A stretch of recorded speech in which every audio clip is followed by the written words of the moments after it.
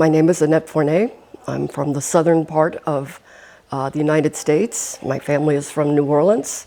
I grew up in Mississippi, and after living all over the country, I now live in Memphis, Tennessee, back in the South. 30 years ago, I came to Prague for a photography workshop, and for the next 30 years, I was photographing in Central and Eastern Europe. And the last decade of that, I started to photograph scarecrows, because we don't see scarecrows very often in the United States, and I thought they had this kind of Zen quality where they stood in the fields and they watched everything from the cycle of birth to bloom to death. We're sort of the embodiment of the Japanese concept of wabi-sabi, which is the beauty of things that are impermanent, not usually considered beautiful. So I traveled through Slovakia and Poland and Hungary and Romania to photograph scarecrows. And I used a toy camera, a plastic camera, because I wanted to document, but I didn't want it to be so reality-based. I wanted it to have sort of a dreamlike quality to it, and the camera was perfect for sort of capturing that feeling. I started exhibiting more in Europe, and eventually ended up teaching workshops in Prague, in Slovakia, in Denmark, and in Russia.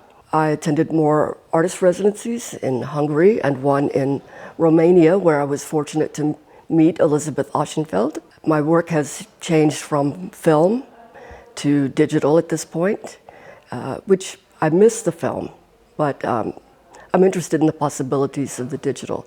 I guess my work is very much mired in the past. I'm interested in sort of a feeling, I think the Czechs have a word for it called litost. It's a sort of longing, an indefinable longing. And I think in my work, even from back to art school days, there was a sense of trying to find something or return to something that you'll never find again, a sort of longing, a nostalgia for something that may never have existed. And even though that's not the subject matter of my work now, I think that's an element in my work that reoccurs. For years, I've used old carte de visite and daguerreotypes, tintypes, and removed everything but the person's face, and then created another reality around them. But now, for the first time here, started working with live models, and I think that's a new direction for me. So I've been very inspired here, and I hope to take my experiences back to America with me. The theme of this workshop was face-to-face, and also it was about sort of the fact that the Saxon population left or was pushed out from this area. So I tried to use, again, that longing for the past, where I think the title of these two is both one stayed and one remained. So that I had the face-to-face, the idea of the Saxons being driven out or leaving this area, and I tried to put that into the images. I like it. Look. Yes. Beautiful. That's good. Really good. Very good. Wow. It's nice to see them large. I think the influences of other people, such as the painters.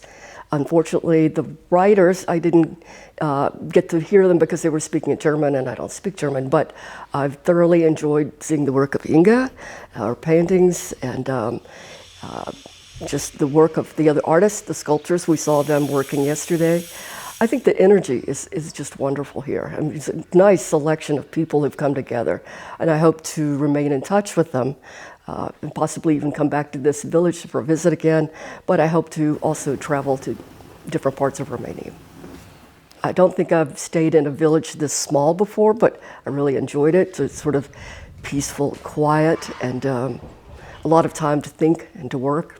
So I definitely plan to come back to Romania. I hope a lot. I like it.